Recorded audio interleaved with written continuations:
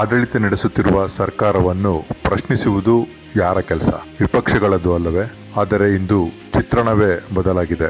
ಸರ್ಕಾರದ ವೈಫಲ್ಯಗಳನ್ನು ಜನರ ಮುಂದೆ ಇಡಬೇಕಾದ ವಿಪಕ್ಷಗಳು ಕೈಕಟ್ಟಿ ಕುಳಿತಿವೆ. ಅಧಿಕಾರದ ಸಿಂಹಾಸನದಲ್ಲಿರುವ ದೊರೆಗೆ ಬಿಸಿ ಮುಟ್ಟಿಸಬೇಕಾದ ನಾಯಕರು ಈಗ ಟ್ವಿಟರ್ನಲ್ಲಿ ಪ್ಯಾರಾ ಪತ್ರಕರ್ತರು ಸಿದ್ಧಪಡಿಸಿದ ಪೋಸ್ಟ್ಗಳನ್ನು ಟ್ವೀಟ್ ಮಾಡುವುದರಲ್ಲೇ ಬ್ಯುಸಿಯಾಗಿದ್ದಾರೆ. ಅಲ್ಲಿ ಬಂದ ಸುದ್ದಿಯನ್ನೇ ಇಲ್ಲಿ ಕಾಪಿ ಪೇಸ್ಟ್, ಅದಕ್ಕೆ 2 ಸಾಲು ಸೇರಿಸಿ ಪ್ರಬಲ ಖಂಡನೆ ಎಂದು ಪತ್ರಿಕಾ ಹೇಳಿಕೆ ಅಷ್ಟೇ. ಬಹುಶಃ ಇದನ್ನೇ ಇವತ್ತು ವಿಪಕ್ಷ ರಾಜಕೀಯ ಅಂತ ಕರಿಬೇಕು. ಆದರೆ ರಾಜಕೀಯದಲ್ಲಿ ಖಾಲಿ ಜಾಗ ಎಂದಿಗೂ ಖಾಲಿಯಾಗಿರುವುದಿಲ್ಲ. ಅದೇ ಸಮಯದಲ್ಲಿ ಹುಟ್ಟಿಕೊಂಡಿತ್ತು ಜೆನ್ಜಿ ಕಾಕ್ರೋಚ್ ಜನತಾ ಪಾರ್ಟಿ, ಯಾನೆ ಸಿಜೆಪಿ. ಇವರು ರಾಜಕೀಯ ಪಕ್ಷವೇ ಅಲ್ಲ, ಆದರೆ ರಾಜಕೀಯವನ್ನು ನಡಗಿಸಿದ ಜನರ ಅಲೆ.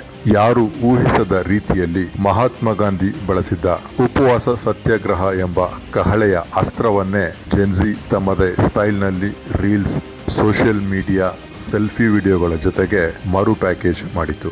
ಗಾಂಧಿಯ ತತ್ವಕ್ಕೆ ಜೆನ್ಜಿ ಎಂಬ ಕ್ಯಾಟಲಿಸ್ಟ್ ಪರಿಣಾಮ ದೇಶದ ಗಮನ ಮಾತ್ರವಲ್ಲ, ವಿಶ್ವದ ಕಣ್ಣು ಕೂಡ ಭಾರತದತ್ತ ತಿರುಗಿತು. ಈ ಬೆಳವಣಿಗೆ ನೋಡಿ ಸೋ ಕಾಲ್ಡ್ ಸೀನಿಯರ್ ಪೊಲಿಟಿಷಿಯನ್ಸ್ ಗಳಿಗೆ ಕರೆಂಟ್ ಹೊಡೆದಂಗಾಯ್ತು.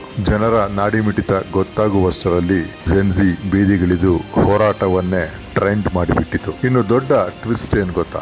ಸ್ವತಃ ಪ್ರಧಾನಿ ನರೇಂದ್ರ ಮೋದಿ ಅವರೇ ಎಲ್ಲಾ ಪ್ರೋಟೋಕಾಲ್ಗಳನ್ನು ಬದಿಗೊತ್ತಿ ಸೆಲ್ಫಿ ವಿಡಿಯೋ ಮೂಲಕ ಜೆನ್ಜಿ ಮನ ಗೆಲ್ಲುವ ಪ್ರಯತ್ನ ಮಾಡಿದರು. ಇಷ್ಟೆಲ್ಲ ಸರ್ಕಸ್ ಆದರೂ ನೋ ಯೂಸ್. ಯಾಕಂದ್ರೆ ಇಂದಿನ ಜೆನ್ಜಿಗೆ ಭಾಷಣಕ್ಕಿಂತ ಅಥೆಂಟಿಸಿಟಿ ಮುಖ್ಯ, ಫೋಟೋ ಆಪ್ಗಿಂತ ಆಕ್ಷನ್ ಮುಖ್ಯ. ಇಂದು ದೇಶಾದ್ಯಂತ ಕಾಣಿಸುತ್ತಿರುವ ಈ ಜನಾಂದೋಲನ ಒಂದು ಸ್ಪಷ್ಟ ಸಂದೇಶ ನೀಡುತ್ತಿದೆ. ವಿಪಕ್ಷ ದುರ್ಬಲವಾದರೆ ಜನರೇ ವಿಪಕ್ಷವಾಗುತ್ತಾರೆ.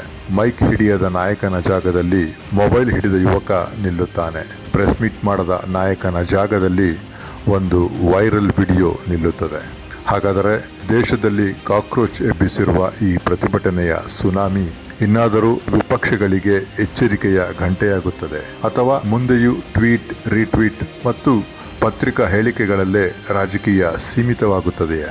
ಉತ್ತರ ಕಾಲವೇ ಹೇಳಬೇಕು. ನಿಮ್ಮ ಅಭಿಪ್ರಾಯವೇನು? ಕಾಮೆಂಟ್ನಲ್ಲಿ ತಿಳಿಸಿ. ವಿಡಿಯೋ ಇಷ್ಟವಾದರೆ ಲೈಕ್, ಶೇರ್ ಮಾಡಿ. ಚಾನಲ್ ಸಬ್ಸ್ಕ್ರೈಬ್ ಮಾಡಲು ಮರೆಯಬೇಡಿ. ವಂದನೆಗಳು.